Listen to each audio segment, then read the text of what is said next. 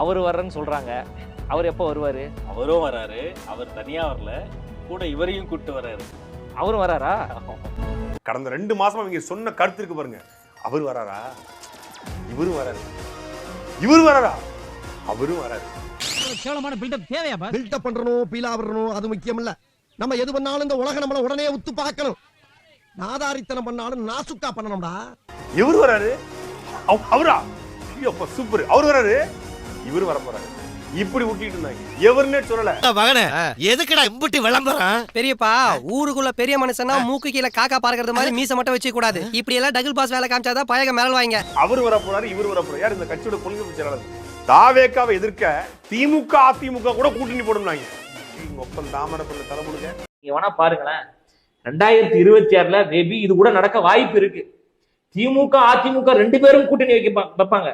தம்பி, ஒரு மனுஷன் போய் பேசலாம், ஆனா ஏக்கர் கணக்கில் எல்லாம் பேசக்கூடாது. அது எப்படா நெஞ்சில கொஞ்சம் கூட ஈரம் இல்லாம இவ்வளவு பெரிய பொய் சொல்ற? திமுக அதிமுக கூட்டணி தாவேக்காவை எதிர்க்க அப்படின்னாங்க. திமுக அதிமுக தவிர்த்து எல்லா கட்சியும் வரப்போகுது. எங்க டோரை திறந்து வச்சாச்சு. டோரை திறந்து வச்சா கட்சிகள் வராடா, அணில் குஞ்சுகள் தான் உள்ள வரும். 1000 பேரை பார்த்துருக்கிறேன், ஆனா உன்ன மாதிரி ஒரு டுபாக் கூட நான் பார்த்ததே இல்லை.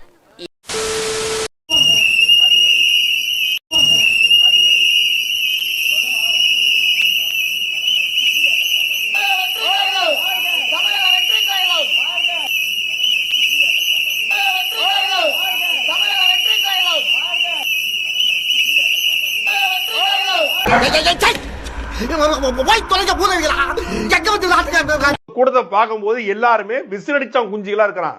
அப்ப இவங்களுக்கு ஏத்த சின்னம் இந்த சின்னம் தான் அப்படின்னு சொல்லி இந்த சின்னத்தை ஒதுக்க. விசிலடிச்சான் குஞ்சுகளுக்கு ஏத்த சின்னம் விசில் சின்னம்.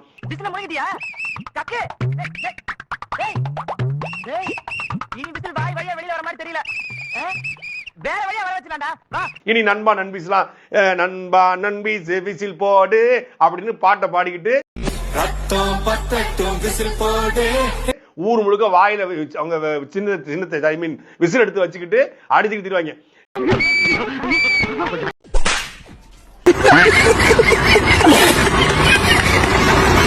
நம்ம ஊர் இந்த அழகர் ஆத்த இறங்குதுல திருச்சி உறையூர் வெக்காளியம்மன் கோயில், இந்த நம்ம குடுமாயம் கோயில்லாம் ஒரு பிபி இருக்கும்.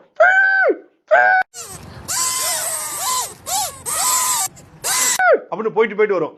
அந்த பார்த்தாலே நமக்கு இரிட்டேட் ஆகும். இனி பாருங்க, தாவேக்காரன் ஒவ்வொருத்தரும் வாயில அந்த விசில் வச்சுக்கிட்டு ஊர் முழுக்க ஏற்கனவே டிவிக்கே கத்தி தெரிஞ்சாங்க. இன்னொரு பக்கம் தளபதி தளபதி தளபதி இப்ப பாருங்க அப்படின்னு கத்துவாங்க. தியேட்டர்ல விசில் அடிச்சு பாலாபிஷேகம் பண்ணிட்டு விசில் அடிச்சு அடுத்தவங்களை எல்லாம் தொந்தரவு பண்ணிக்கிட்டு இருந்தவனுக்கு இனிமே ரோட்ல திரிய போறானுங்க. விசில தூக்கி திரிஞ்சிட்டானுங்க ஆல்ரெடி. ஏன்னா 2020 தேர்தல் அவங்களுக்கு அப்படின்னு ஆயிரும். அதனால இந்த சின்ன சரியா இருக்கும் அவங்களுக்கு.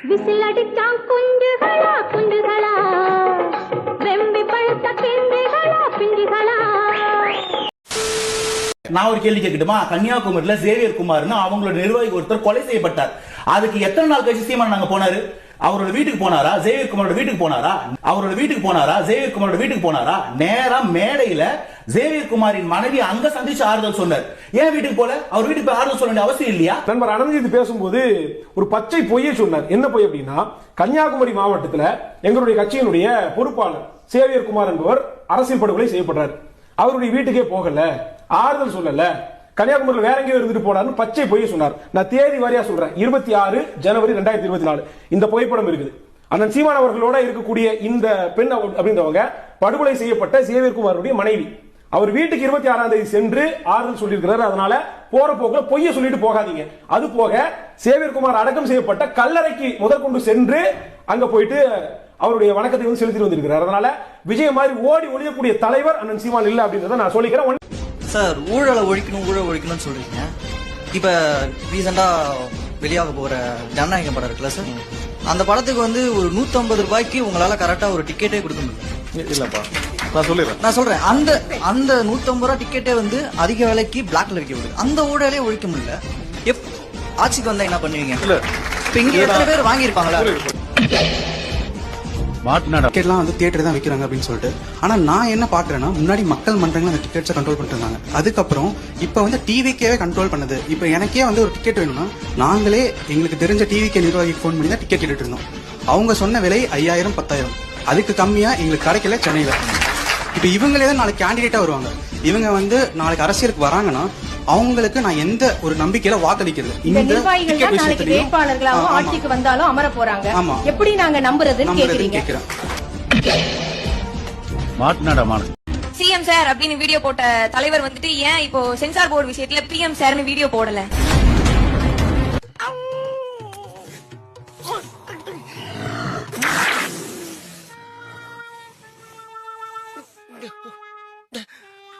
பெரியார் எங்க கொள்கை தலைவர் சீக்கிரமாவே முதலமைச்சர்ன்றதுக்காகவும் பெரியார் சொன்னது எல்லாத்தையும் நாம முன்னெடுக்க போறோம். பகுத்தறிவு சிந்தனை. பெரியார் சொன்ன கடவுள் மறுப்பு கொள்கையை மட்டும் நாங்க கையில் எடுக்க போறதே இல்ல.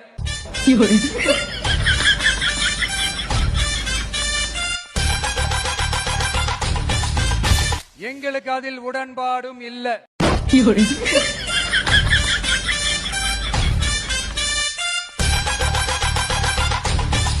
என்னது பெரியார் உங்க கொள்கை தலைவரா? என்னங்க எனக்கு ஒண்ணுமே புரியல. அதுதானப்பா எனக்கும் புரியல.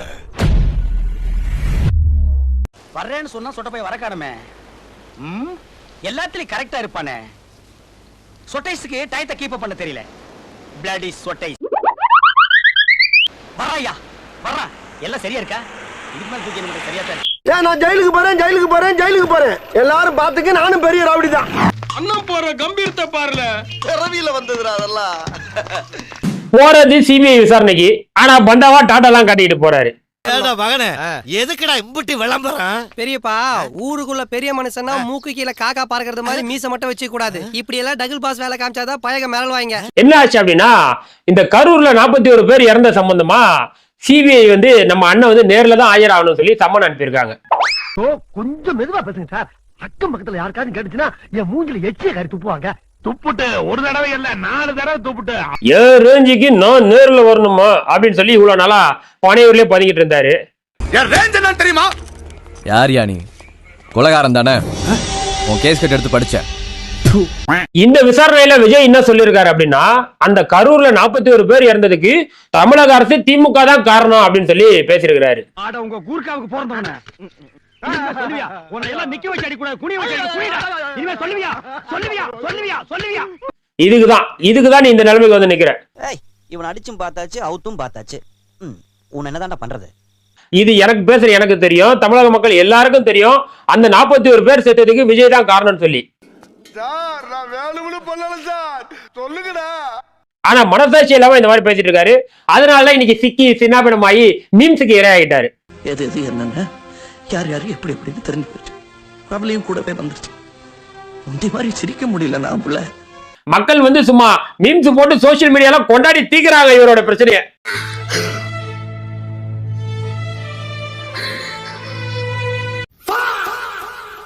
அதுல என்ன மீம்ஸுக்கு இரையா இருக்காரு அப்படின்னா, இந்த விசாரணை வந்து ஆரம்பத்துல ரொம்ப நார்மலா தான் போய்கிட்டே இருந்துச்சு. அதுல நம்ம ஆதவ் ப்ரோ அவர் பேசின பேச்சுக்கு தான் நம்ம இளைய தளபதி விஜய் இந்த இடத்துல வந்து நிக்கிறாரு. தைரியம் இருந்தா கை வைங்க, தலைவரை பார்த்துருவோம். தைரியம் இருந்தா கை வைங்கடா. அதிகாரம் இருந்தா, போலீஸ் இருந்தா, தைரியம் இருந்தா முதல் வீட்டுக்குள்ள போயிடுங்க. நான் கேக்குறேன். ஆஹா போன்ல வந்தவன நேர்ல வர வச்சுட்டானுங்க. அதுல நம்ம புசியானது வந்து அதுக்கும் மேல.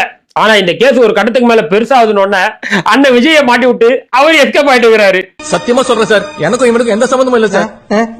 என்னது இது? பொதுவாவே இளைய தளபதி விஜய் கிட்ட வந்து ஒரு நல்ல பழக்கம் ஒண்ணு இருக்குது. சொன்ன வார்த்தையில ரொம்ப சுத்தமா இருப்பாரு. யாரு? நானு. நீ வேற நடந்தது தெரியாம பேசிட்டு.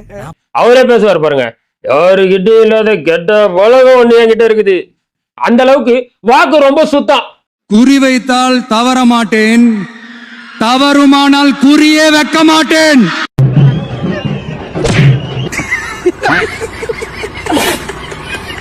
இப்ப பாருங்களேன், இந்நேரம் இந்த வீடியோ கீழே வந்து நம்ம அணில்கள்லாம் கமெண்ட்ஸ்ல கடிச்சு குதற ஆரம்பிச்சிருப்பாங்க. பயப்படாத. மேல சத்த கேட்டா மிரளத்தான் செஞ்சு. அது மிரளதே நம்ம ஓடணும்னு வைங்க. பின்னாடியே ஓடி வந்து பொச்சை புடிச்சு கட்டி வச்சிரும். அப்படியே அல்ல கட்டி வாங்க, அல்ல கட்டி வா. ஏன்னா விஜய் சிபிஐ விசாரணைக்கு போறாரு. அந்த சிபிஐ ஆபீஸ் வாசலே போய் நின்னுட்டு டிவிக்கே தலைவான்னு சொல்லி கொடியை புடிச்சு ஆட்டிக்கிட்டு இருக்காங்க.